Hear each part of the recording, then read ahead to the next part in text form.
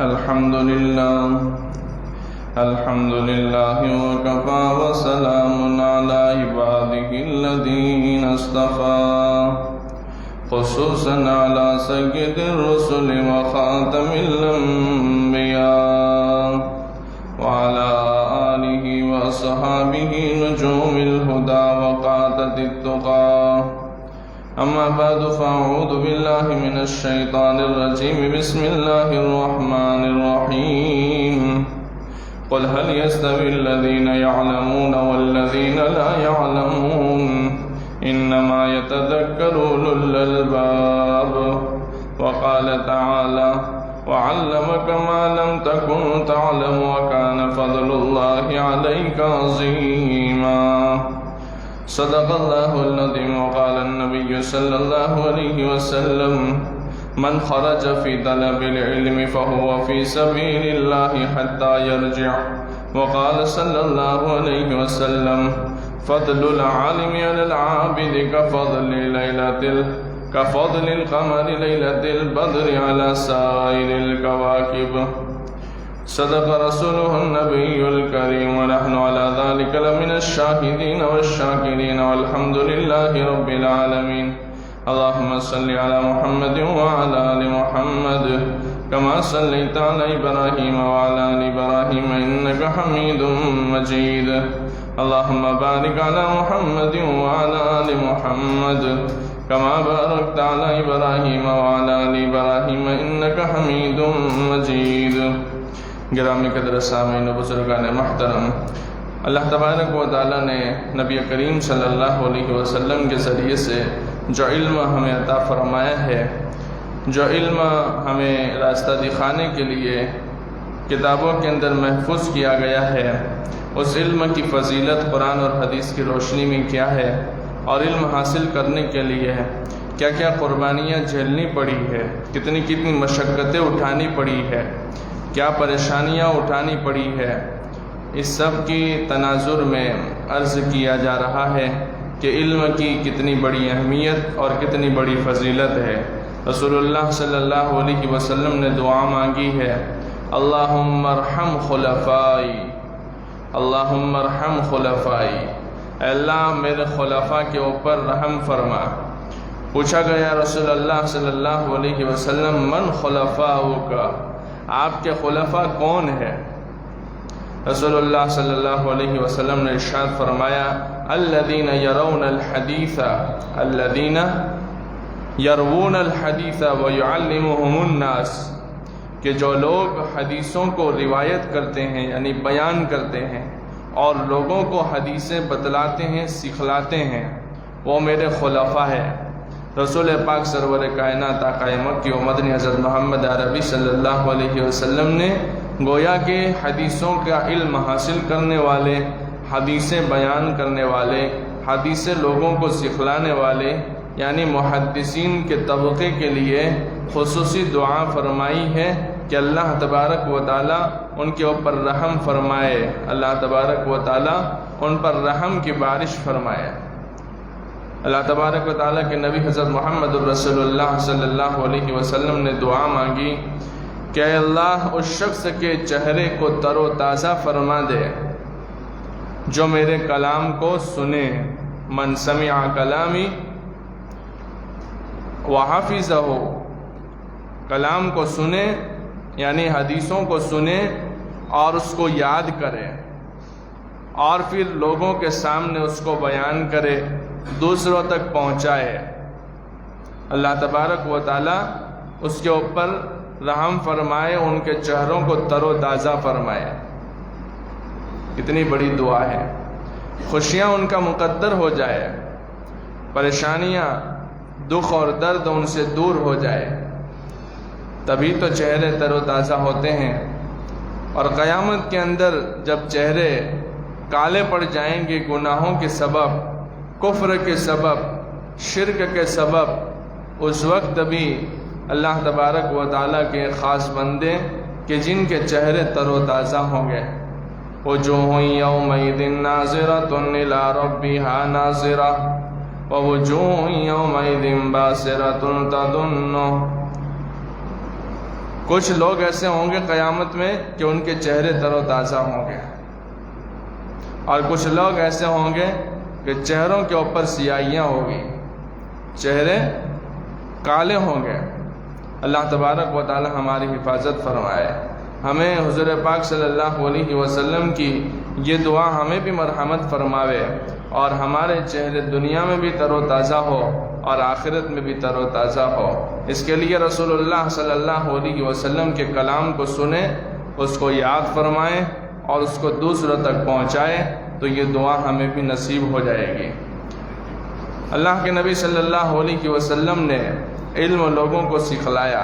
پہلا مدرسہ اگر اس کو نام دیا جائے تو وہ مدرسہ صفہ ہے، یعنی جہاں پر ایک چبوترا اور ایک کوٹلا تھا، اور صحابہ کرام کی کم و بیش تعداد رہتی تھی، تقریباً 70 کے قریب صحابہ کرام رضوان اللہ علیہم اجمعین وہاں پر صبح شام رات دن ہر موسم میں پڑے رہتے تھے، اور ان کا کام حضور پاک سرور کائنات آقا مکی و مدنی حضرت محمد عربی صلی اللہ علیہ وسلم سے علم حاصل کرنا تھا۔ آپ حدیث بیان فرماتے تھے، وہ حدیث یاد کرتے تھے، ایک دوسروں کو سکھلاتے تھے۔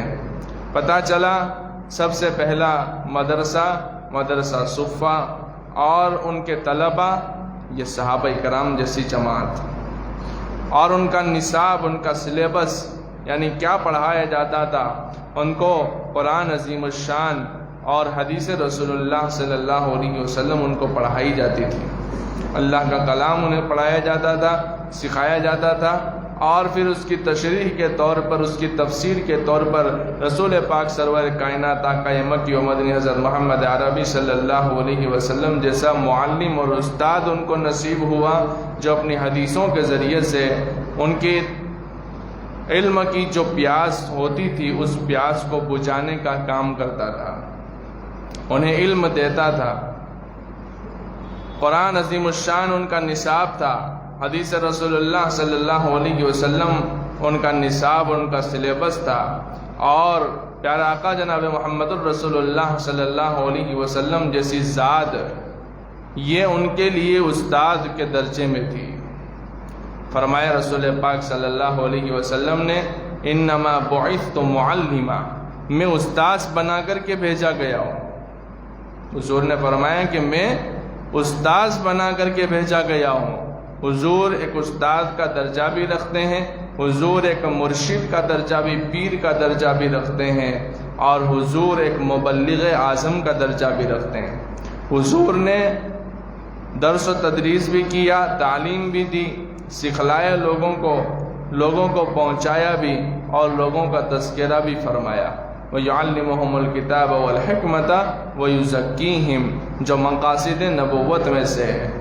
اور کتنی تکلیفیں اٹھائی صحابہ کرام، جو اس وقت چبوترے والے، صفہ والے طلبہ صحابہ کرام موجود تھے، انہوں نے حضرت ابو ہریرہ رضی اللہ تعالیٰ عنہ، جس کے بارے میں حضرت مفتی اعظم حضرت مفتی محمد شفیع صاحب رحمۃ اللہ علیہ فرماتے ہیں کہ وہ ایک عالم درجے کے صحابی تھے، ان کا کام صرف علم حاصل کرنا تھا۔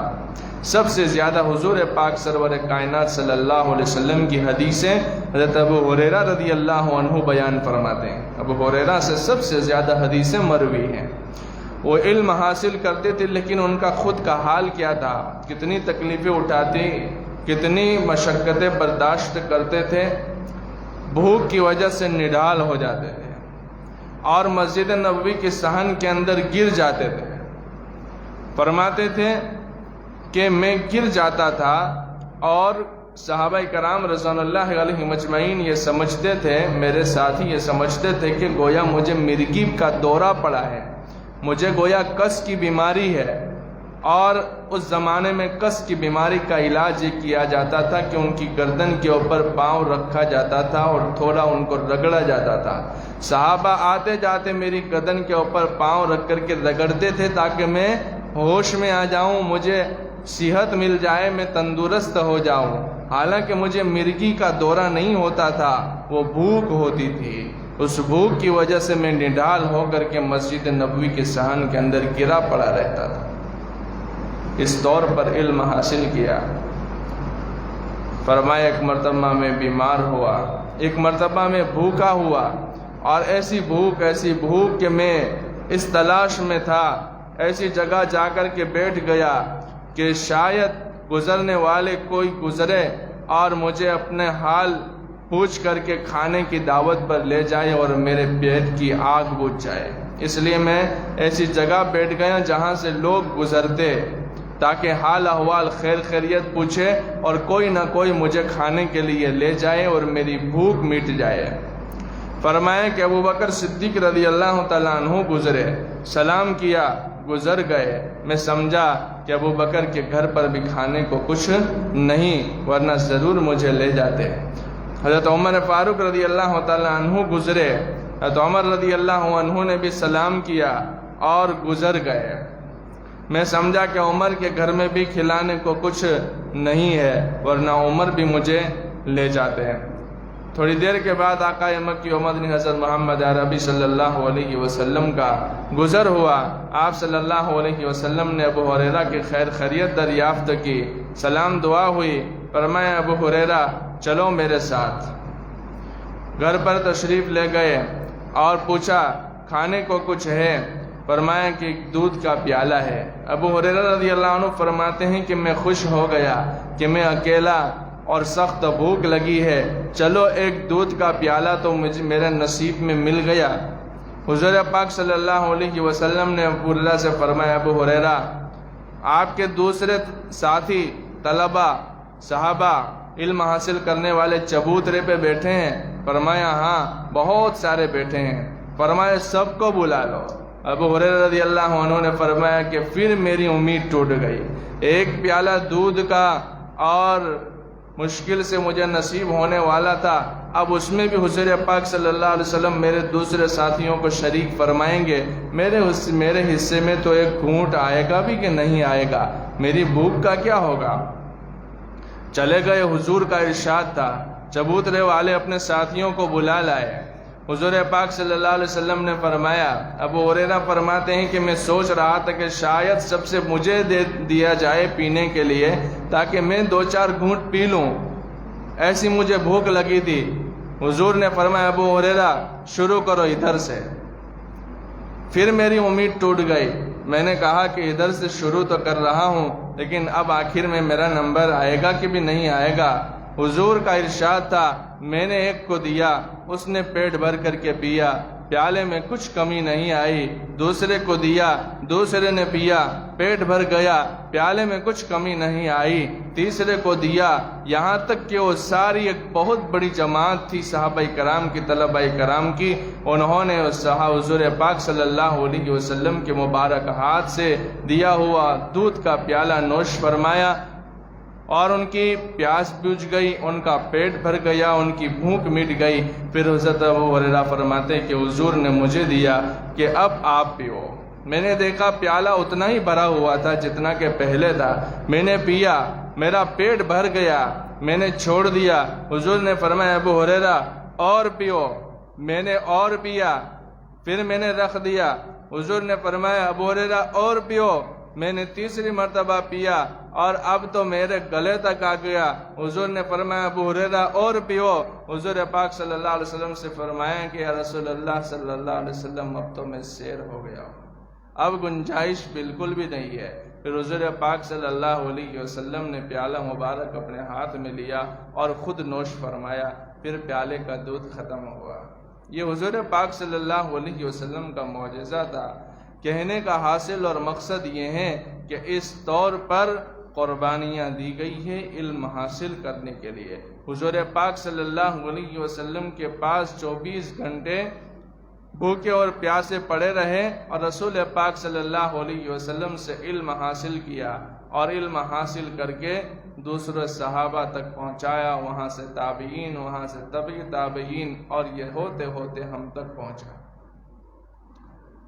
حضرت عبداللہ ایک بزرگ گزرے اور بڑے ہی مالدار گھرانے کے آدمی تھے، بڑے ہی مالدار گھرانے کے آدمی تھے اور جوانی میں مست تھے، پیسہ بہت تھا اور زندگی بھی دوسرے رخ پر تھی، صحیح رخ پر نہیں تھی۔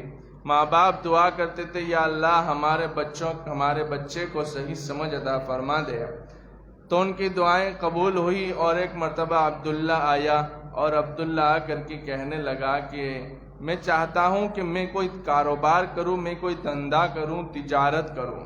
ماں باپ نے سمجھا کہ چلو یہ کاروبار میں لگے گا تو بھی ایرے گیرے کام سے بچ جائے گا، ادھر ادھر کے کام سے بچ جائے گا۔ کاروبار میں آدمی لگا رہتا ہے تو وہ بھی گناہوں سے بچ جاتا ہے۔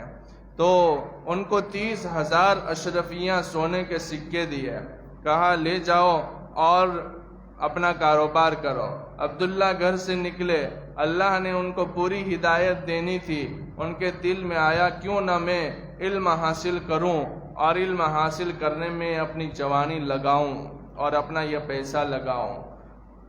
علم حاصل کرنے کے لیے استاد کے پاس چلے گئے، ایک استاد سے علم حاصل کیا، 2 سے 3 سے 4 سے، یہاں تک کہ اس عبداللہ نے 4,000 اساتذہ اکرام سے علم حاصل کیا۔ 2 سال کے بعد گھر واپس ہوئے، ابا نے پوچھا 30,000 اشرفیاں دی تھی، اس کا کیا بنا، اس کا کیا کاروبار کیا؟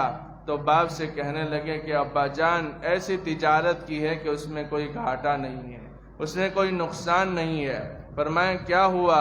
کہا 4,000 اساتذہ اکرام سے علم کا ایک بہت بڑا ذخیرہ حاصل کر کے یہاں آپ کے پاس آیا ہوں۔ 40,000 طلبہ اکرام کو انہوں نے علم دیا، 40,000 بچوں کو انہوں نے پڑھایا۔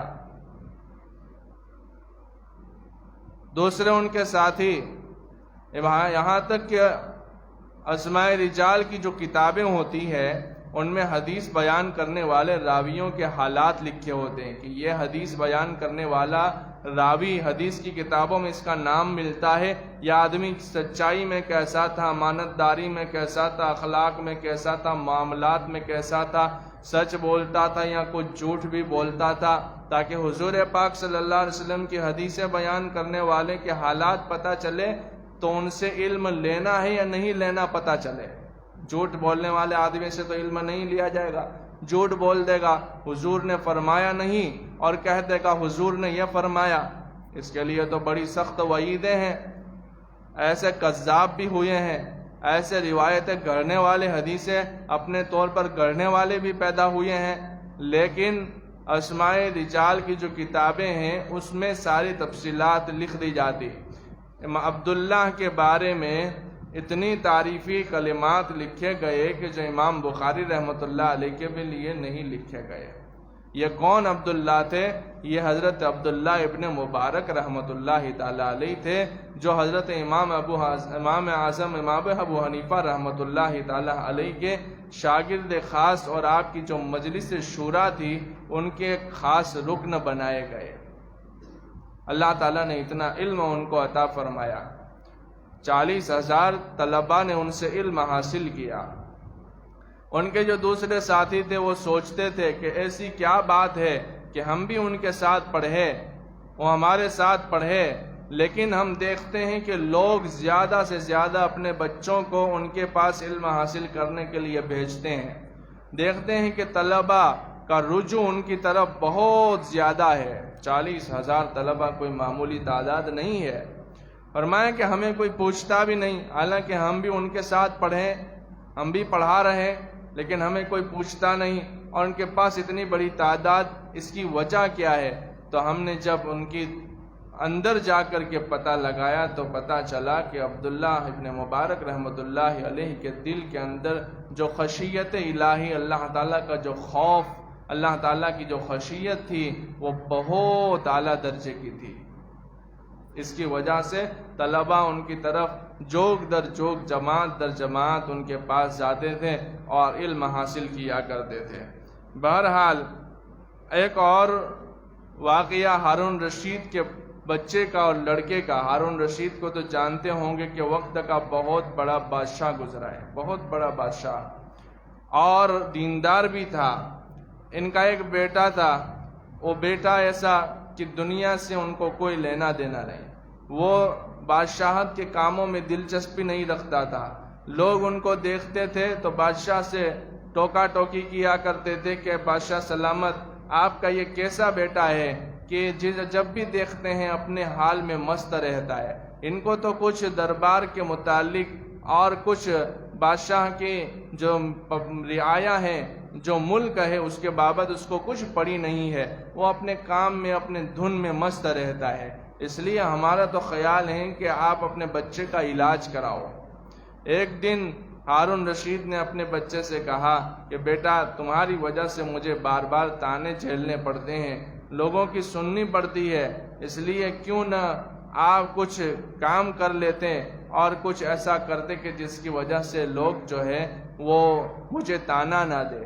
بیٹے نے کہا ابا جان، میری وجہ سے اگر آپ کو طعنے ملتے ہیں تو میں آپ کا دربار چھوڑتا ہوں اور میں علم حاصل کرنے کے لیے نکل جاتا ہوں۔ ایک قرآن ان کی ماں نے دیا، ایک انگوٹھی ان کی ماں نے دی۔ قرآن پڑھے گا، میری یاد آئے گی، اور جب کہیں کچھ ضرورت پڑ جائے راستے میں پیسے کی تو انگوٹھی بیچ دینا، اس سے کچھ کھانے کا انتظام ہو جائے گا۔ یہ لے کر کے نکل گیا اور ایک جگہ جا کر کے اس نے پڑاؤ ڈال دیا، علم حاصل کرنا شروع کیا، لیکن وہ پیسے ختم ہو گئے۔ اب کیا کرتا؟ ایک دن اس نے مقرر کیے جہاں مزدور بیٹھا کرتے تھے وہاں قرآن لے کر کے بیٹھ گیا۔ ایک آدمی آیا، دیکھا کہ یہ تو اچھا خاصا نوجوان قرآن پڑھ رہا ہے، اس سے پوچھا کہ خیریت تو ہے؟ ہارون رشید کے لڑکے نے کہا خیریت ہے۔ یہ مزدوروں کے بیٹھنے کی جگہ ہے، کیا آپ مزدور ہیں؟ مزدوری کریں گے؟ جی ہاں مزدوری کروں گا۔ علم حاصل کرنے کے لیے کچھ کمانا ہے، کچھ کھانا ہے۔ اس نے طے کیا کہ ہفتے میں ایک بار، اٹھواڑیے میں ایک مرتبہ مزدوری کروں گا اور پورا 6 دن اس سے کھاؤں گا، پھر ہفتے میں ایک مرتبہ مزدوری کر لوں گا، پھر 6 دن اس سے کھاؤں گا، علم حاصل کروں گا۔ اس طور پر اس کا مشغلہ شروع ہو گیا، یہاں تک کہ وہ بندہ اس کو لے کر کے اپنے گھر کی تعمیر کے لیے لے گیا۔ اس نے تعمیر شروع کی اور جدھر پتھر رکھتا تھا اللہ کا نیک بندہ تھا، اللہ تبارک و تعالیٰ کا برگزیدہ بندہ تھا، جدھر پتھر رکھتا تھا وہ پتھر وہیں چپک جاتا تھا، اس کو ادھر ادھر ہلانے کی بھی ضرورت نہیں پڑتی تھی۔ دوسرے کاریگر تو ایک پتھر کو ایک مرتبہ رکھتے ہیں، پھر اٹھاتے ہیں، پھر گارا رکھتے ہیں، پھر اٹھاتے ہیں، پھر ٹھک ٹھک کرتے ہیں، اس طور پر ان کا وقت برباد ہوتا ہے۔ لیکن اللہ کی مدد اس کے ساتھ ہی تھوڑے وقت میں اس نے بڑی دیوار کھڑی کر دی، لیکن دن پورا ہو گیا، مزدوری لے لی۔ اب وہ بندہ جس کو مکان تعمیر کرانا تھا اس نے دیکھا کہ ایک دن میں اتنا بڑا کام کر دیا، تو دوسرے دن اس کے پاس گیا۔ دوسرے دن بادشاہ کے بیٹے ہارون رشید کے بیٹے نے کہا کہ اب 6 دن تک میں کام نہیں کروں گا، 6 دن کے بعد میں کام کروں گا۔ جب 6 دن ہو گئے اس کے بعد پتہ چلا کہ وہ مزدور کے بیٹھنے کی جگہ پر نہیں آیا ہے، تو پتہ لگا ہے کہ وہ کیوں نہیں آیا ہے۔ پتہ لگا کہ وہ بہت سخت بخار کے اندر پریشان ہے، بخار میں مبتلا ہو گیا ہے، اس کی وجہ سے وہ صاحب فراش ہو گیا ہے اور اسے کام کرنے کی، اٹھنے بیٹھنے کی طاقت نہیں ہے۔ اس کو ایک طرح کی محبت اس کے ساتھ ہو گئی تھی، وہ مسجد کے اندر چلا گیا جہاں وہ آرام کر رہا تھا۔ یہ کہنے لگا کہ نوجوان، میں تمہارا علاج کرنے کے لیے چلو تمہیں کہیں شفا خانے میں، دوا خانے میں لے جاتا ہوں۔ ہارون رشید کے بیٹے نے کہا کہ نہیں، مجھے لگتا ہے کہ میری موت کا وقت قریب آ گیا ہے، میرا آخری وقت چل رہا ہے، مجھے کہیں نہیں جانا ہے۔ بس اس کے بعد تھوڑی دیر کے بعد اس کی روح قبض ہو گئی، وہ اللہ کو پیارے ہو گئے۔ لوگ جمع ہوئے اور اس سے پہلے، مرنے سے پہلے اس نے اس آدمی کو وصیت کی کہ یہ میرا قرآن ہے اور یہ میری انگوٹھی ہے، میرے مرنے کے بعد میرا یہ قرآن اور میری یہ انگوٹھی وقت کے بادشاہ ہارون رشید کے پاس پہنچا دینا۔ لوگوں کو پتہ نہیں تھا کہ یہ ہارون رشید کا بیٹا ہے۔ اس کے انتقال، اس کی تجہیز و تکفین کے بعد یہ بندہ چلا ہارون رشید کے دربار میں تاکہ اس نوجوان کا قرآن اور اس کی انگوٹھی اس کی وصیت کے مطابق بادشاہ کو دے دی جائے۔ دربار میں پہنچا تو بادشاہ ہارون رشید اپنے درباریوں کے ساتھ بہت بڑی تیاری کر رہا تھا، کہیں نکل رہا تھا اور پولیس ان کے لیے راستہ بنا رہی تھی۔ یہ نوجوان پہنچا اور اس نے ہارون رشید جو راستے میں جانے کو تیار تھا اس کو قرآن اور انگوٹھی دکھائی۔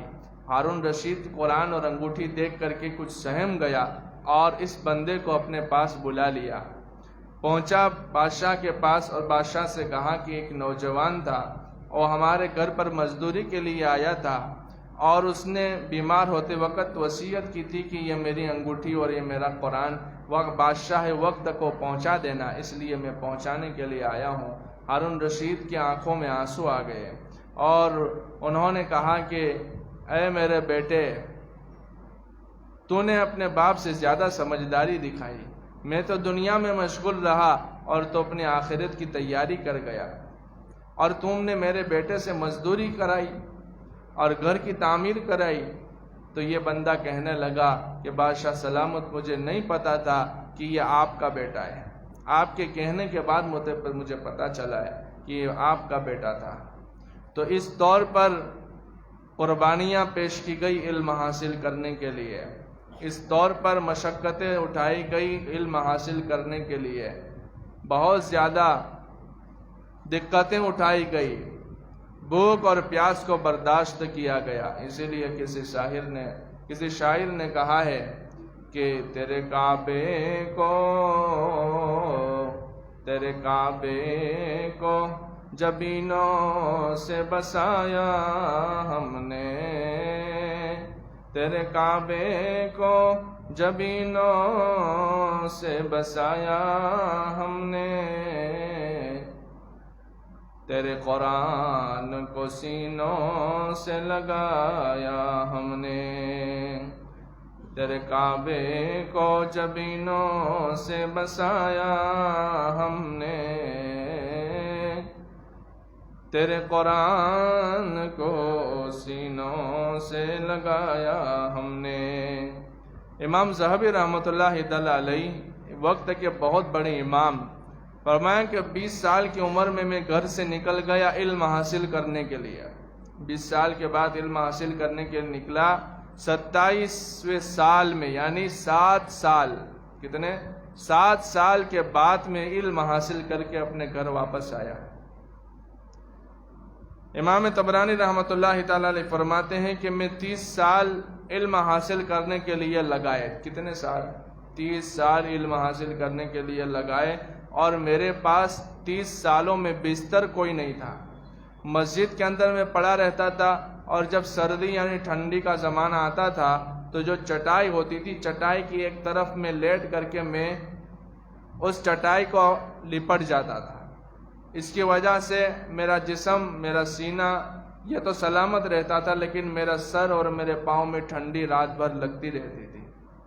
ایک مرتبہ ہم 3 دوست مسجد نبوی میں علم حاصل کرنے کے لیے گئے، اور ہماری حالت اچھی نہیں تھی، ہمارے پاس کھانا ختم ہو گیا، اور مجھے تو بہت زیادہ بھوک نے ستایا، اتنا ستایا کہ مجھے یاد آ گیا کہ یہاں ہمارے سردار آقا مکی و مدنی حضرت محمد عربی صلی اللہ علیہ وسلم تو آرام فرما رہے ہیں، کیوں نہ ان کو جا کر کے اپنے بھوک کی خبر کرے۔ آقا کریم صلی اللہ علیہ وسلم کے دربار اقدس میں حاضری دی، صلاۃ و سلام عرض کیا، اور پھر رسول اللہ صلی اللہ علیہ وسلم سے فرمایا کہ میں تبری آپ کے دیار میں علم حاصل کرنے کے لیے آیا ہوا ہوں۔ یا رسول اللہ، آپ زندہ ہے، ہمارا عقیدہ ہے حضور اپنی قبر میں زندہ ہے، اور جو وہاں جا کے صلاۃ و سلام عرض کرتا ہے حضور اسے سنتے ہیں۔ فرمایا رسول اللہ صلی اللہ علیہ وسلم، کروڑ درود اور سلام آپ پر ہو، اللہ کی طرف سے اس کی رحمتیں ہو۔ میں ایک تبری علم حاصل کرنے کے لیے آپ کے دیار میں آیا ہوں، اور بھوک نے مجھے بہت پریشان کیا ہے، میں بہت ستایا گیا ہوں بھوک کی وجہ سے۔ اتنا کہہ کر کے میں واپس آ گیا۔ تھوڑی دیر گزری، دوپہر کا وقت گزر گیا، اور ایک آدمی کو دیکھا کہ وہ تبری کا نام پکار رہا ہے، اور اس کے ہاتھ میں کھانے کا کچھ موجود ہے، اور وہ میری طرف دوڑا ہوا پوچھ رہا ہے کہ تبری کون ہے۔ تو پوچھتے پوچھتے میری طرف پہنچ گیا۔ میں نے اللہ تبارک و تعالی سے دعا مانگی کہ اللہ یہ کیا ہو گیا ہے، مجھے یہاں کوئی نہیں جانتا، میں نے تو صرف آقا کریم صلی اللہ علیہ وسلم کے دربار میں جا کر کے حضور کو اس کا علم، اس کی خبر دی تھی۔ فرمایا کہ تو کون تبری اور کیوں آیا ہے؟ کہنے لگا کہ میں ابھی سویا ہوا تھا، اور میری بیوی یہ کھانا بنا رہی تھی، اس حال میں مجھے میرے آقا کریم صلی اللہ علیہ وسلم خواب میں تشریف لائے اور فرمایا کہ اے انسان، اے میرے امتی، تجھے پتہ نہیں ہے کہ میری مسجد کے پاس میں طالب علم جس کا نام تبری ہے، وہ علم حاصل کرنے کے لیے آیا ہوا ہے اور وہ تیرے شہر میں بھوکا اور پیاسا پریشان ہے اور اس کی شکایت میرے دربار میں آ کے کر رہا ہے، جا اس سے جا کر کے کھانا کھلا۔ میں فوراً اٹھا اور میری بیوی نے جو کچھ بنایا تھا پکایا تھا اور لے کر کے حاضر ہوا ہوں، اللہ کے واسطے اسے قبول فرما لے۔ اسے پتہ چلتا ہے کہ کتنی تکلیفیں برداشت کی گئی، کتنی مشقتیں جھیلی گئی، اور اس سے یہ بھی پتہ چلتا ہے کہ علم حاصل کرنے والوں کا مقام اور مرتبہ اللہ کے رسول صلی اللہ علیہ وسلم کی نظر میں اور آپ کے یہاں کتنا بلند ہے۔ لہذا ہمیں اس کی قدر کرنی چاہیے۔ علم یہ اللہ کے نبی صلی اللہ علیہ وسلم کی میراث ہے جو خاص چنندہ بندوں کو اللہ تبارک و تعالیٰ عطا فرماتے ہیں۔ علم حاصل کرنے والے جب علم حاصل کرنے کے لیے نکلتے ہیں تو فرشتے اپنے پر ان کے پاؤں کے نیچے ان کی تعظیم اور تکریم میں بچھا دیتے ہیں۔ ان کے لیے سمندر کی مچھلیاں مغفرت کی دعا کرتی ہے، یعنی طلباء کے لیے، طالب علموں کے لیے سمندر کی مچھلیاں دعائے مغفرت کرتی ہے۔ جو علم کی طلب میں ہوتا ہے، حضور نے فرمایا صلی اللہ علیہ وسلم، جنت اس کی طلب میں ہوتی ہے۔ آقا کریم صلی اللہ علیہ وسلم نے فرمایا قیامت میں 3 لوگ ایسے ہوں گے کہ اللہ تبارک و تعالیٰ ان کی سفارش قبول فرمائے گا۔ ایک تو انبیاء کی جماعت ہوگی، ایک علماء کی جماعت ہوگی، یہ بھی سفارش کریں گے، اور ایک شہداء کی جماعت ہوگی جو اللہ کے نام پر شہید ہوئی ہے، یہ بھی سفارش کریں گے۔ اللہ ان کی سفارش کے نتیجے میں بہت سے گنہگاروں کو جنت عطا فرمائے گا۔ حضور پاک صلی اللہ علیہ وسلم نے فرمایا کہ 2 لالچی ایسے ہیں کہ ان کی لالچ کبھی ختم نہیں ہوتی۔ ایک دنیا کا لالچی کہ جب تک قبر کے گھڑے میں نہیں چلا جاتا دنیا کی لالچ ختم نہیں ہوتی، اور ایک علم کا لالچی کہ جب تک موت نہیں آ جاتی اس کو علم کی پیاس نہیں بجھتی ہے۔ یہاں تک کہ ایک بزرگ کے بارے میں آتا ہے کہ وہ فرماتے ہیں کہ میں نے علم کے لیے اتنی مشقتیں برداشت کی، میں کتابیں اٹھاتا تھا، میں مشقت بھرے سفر کرتا تھا، جس کی وجہ سے جب میں پیشاب کے لیے جاتا تھا تو پیشاب میں بجائے پانی کے خون آتا تھا۔